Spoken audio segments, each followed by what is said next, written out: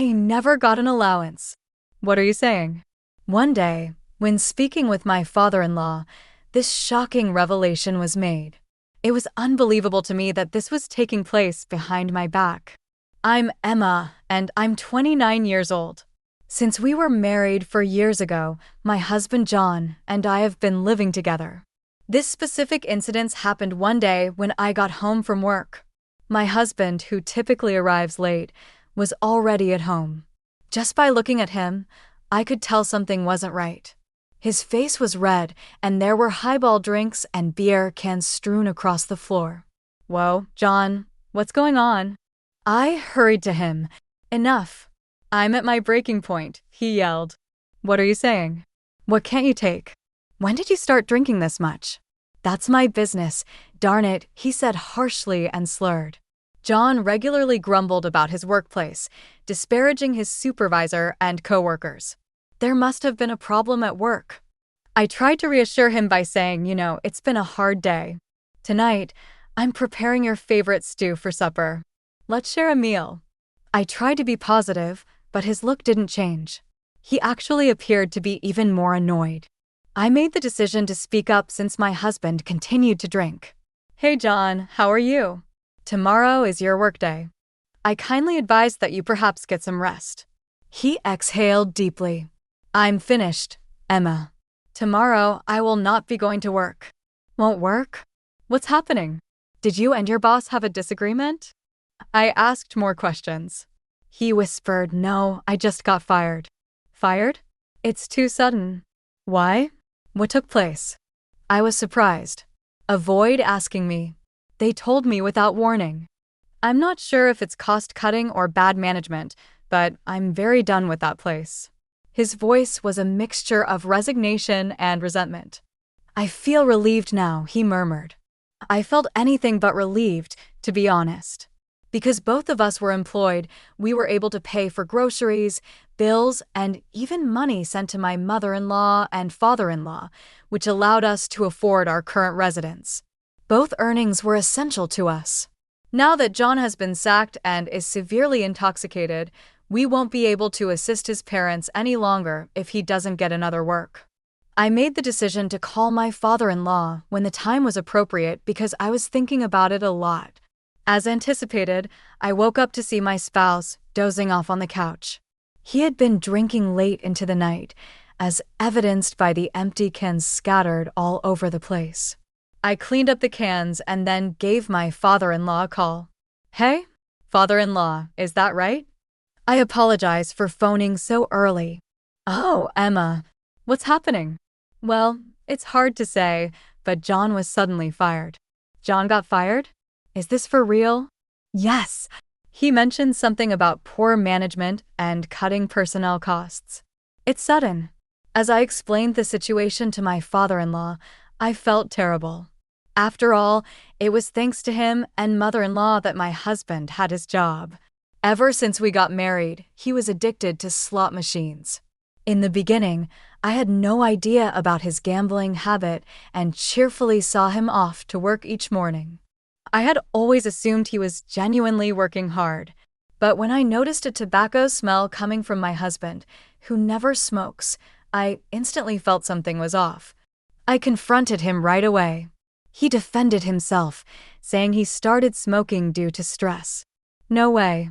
You used to hate smoking so much. My husband's behavior kept getting stranger by the day. The kind and gentle man he once was seemed to disappear, replaced by someone increasingly volatile. One day, he stopped hiding the fact that he was going to the casino. Even worse, he started pouring his entire salary into gambling savings. He didn't care about skipping work anymore.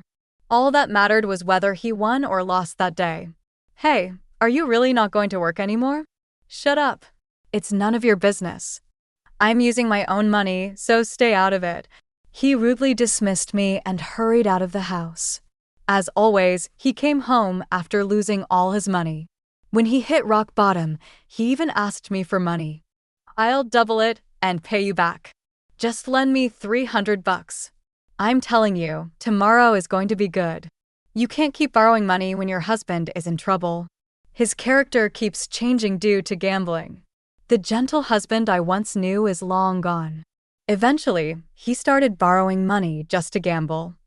I finally lost it at this point. Wait, what are you doing? Borrowing money to play slots is absurd, don't you think? He doesn't show any sign of remorse, no matter how much I press him.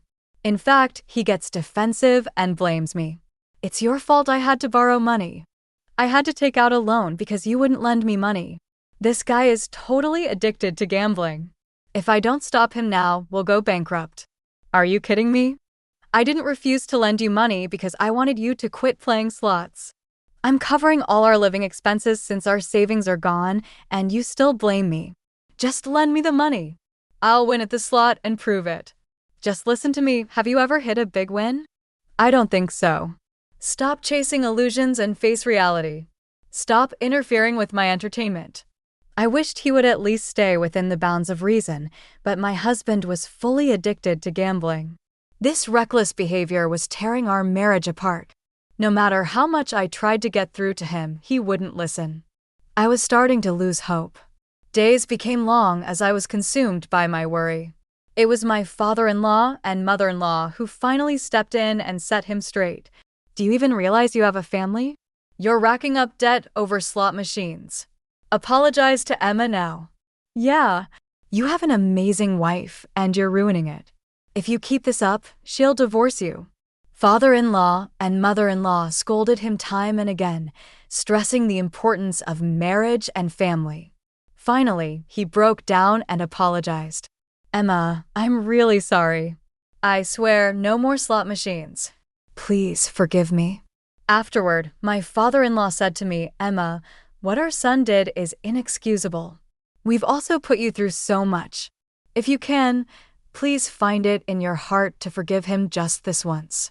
Seeing the desperation in my in-law's apology, I decided to give my husband another chance. From there, it was father-in-law and mother-in-law who took on his debt and even helped him find a new job. Until they got his finances stable, they even sent us living expenses. It was thanks to father-in-law and mother-in-law that we could continue living as we had been. I was grateful from the bottom of my heart and sent them $500 every month to repay the favor. But now, if my husband loses his job, we won't be able to send them anything.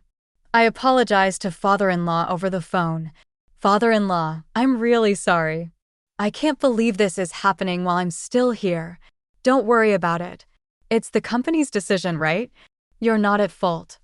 Father-in-law's kind words touched me deeply. However, I still had to break more difficult news. So, I'm really sorry, but I don't think we can continue sending money to you and mother-in-law anymore. Then father-in-law said in a puzzled tone, a remittance? I never received anything like that, you know. My mind went blank at father-in-law's response. You mean, you didn't get the money I've been sending every month? The $500? We've been doing it consistently, haven't we? What are you talking about?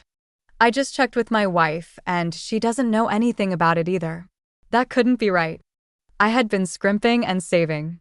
Last month, I put $500 in an envelope and gave it to my husband. The idea that it never reached father-in-law and mother-in-law.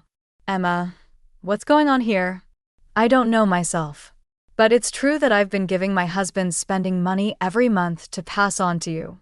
Father-in-law spoke up again after hearing my desperate plea. Emma, can I come over tonight? Let's keep this between us for now, okay? All right. I had definitely been giving my husband the $500. If it hadn't reached father-in-law and mother-in-law, there's only one explanation, my husband. I can't believe this. He must have been using the money for himself. Unforgivable. I'll make him confess everything, and he will face the consequences. An hour later, father-in-law and mother-in-law showed up at our house. When they walked into the living room, my husband looked surprised. Dad? Mom? What are you doing here? He was clearly rattled, and it was obvious he was hiding something. John, is there something you'd like to tell us? Father-in-law indirectly confronted him, but my husband pretended not to know. What are you talking about? Emma must be as confused as I am. Could you just leave? I couldn't take it anymore and yelled at my husband. Stop using me. Just tell the truth now. My husband looked at me with wide eyes. What are you talking about? Don't play dumb. What happened to the money I've been giving you to pass on to your father and mother? I've been giving it to you every month for the past 2 years. Where did it all go? It's not what you think, Emma. There's a reason for this. A reason to tell? Where did that money vanish to? Explain it in a way we'll understand. Go on. My husband's face turned increasingly pale. His earlier bravado was gone. He couldn't say anything. Finally realizing he couldn't lie his way out, my husband opened his mouth. I'm sorry. I've been using it on slot machines. Slot machines? You've got to be joking. It was the last thing I wanted to hear. Even after everything that happened in the past, he was gambling again. I can't believe this. You promised you'd never touch slots again. We decided to send money to your parents as a way to make amends for all the trouble you've caused them. What are you thinking? Tears spilled down my cheeks as I yelled at him. Was I the only one who thought we'd finally be able to give back to his parents? My vision blurred from the tears. His mother gently patted my back. Just to confirm, is it true that you got laid off due to company reasons? She asked. At his father's question, my husband visibly flinched. Yes, it's true, he admitted. John, if there's a time to correct the record, it's now. If we find out you're lying. His father's voice trailed off. Before his father could finish, my husband hurriedly apologized. I'm sorry. The truth is, I was fired due to my poor work performance. It wasn't due to company downsizing or cost cutting. I was speechless at my husband's words, completely dumbfounded. His father-in-law quickly pressed on. What do you mean by poor work attitude? What the heck have you been doing? Actually, they found out I've been skipping work to go to the casino, my husband confessed. This is hopeless, I thought the moment I heard that. Everything felt utterly ridiculous. I had forgiven his past and decided to start fresh, to support each other. What was all my effort for? Are you kidding me? His dad exploded in anger. How many times do we have to say it? Grow up and act responsibly, especially when you have a family. And yet you pull this stupid stunt again. Beside me, his mom quietly wept. I couldn't even shed a tear. All I could do was look at my pathetic husband, who just kept apologizing. Facing the enraged father-in-law, my husband kept making excuses without end. But I'll do better at my next job, okay? It was just bad luck this time. That's it. Let's get a divorce. The words slipped out unconsciously. What? Emma, divorce? You're joking, right? My distraught husband looked at me. A joke? You think I'm joking in this situation. But isn't divorce a bit extreme for this? I exploded with pent-up anger. Do you even understand what you've done? It's no different than embezzlement. My voice quivered with anger. It's too late. You've betrayed us twice. I have no confidence in spending my life with someone like that. We're getting a divorce. I can't believe this. His dad, who had been watching, nodded in agreement. We don't consider you our son anymore. From now on, we cut our parental ties. What? Wait a minute. Emma, Mom, Dad, you're joking, right? Forgive me, please. My husband pleaded through his tears. Their minds were made up. There was no turning back. I had him fill out the divorce papers right there in front of his parents. Thank you for everything. Goodbye. With my packed bags and the divorce papers in hand, I left the apartment. Emma, wait. Let's talk this over one more time. I won't do it again. I promise. Wait for me, Emma. He screamed after me the entire time. But I never looked back. It seemed his parents had the same resolve. They moved far away right after this incident, making sure he couldn't rely on them anymore. I haven't kept tabs on him since. Rumor has it the debts from his gambling have piled up, and he's in a tight spot now, apparently running away from creditors. Hearing about his predicament doesn't stir any feelings in me. It's all his own doing. On the other hand, I've been living a fulfilling life. I still maintain a good relationship with his parents. We even meet up for meals during my days off. Marrying him was a mistake, but meeting such wonderful in-laws has become a treasure for me. Going forward, I want to give back to them as much as I can.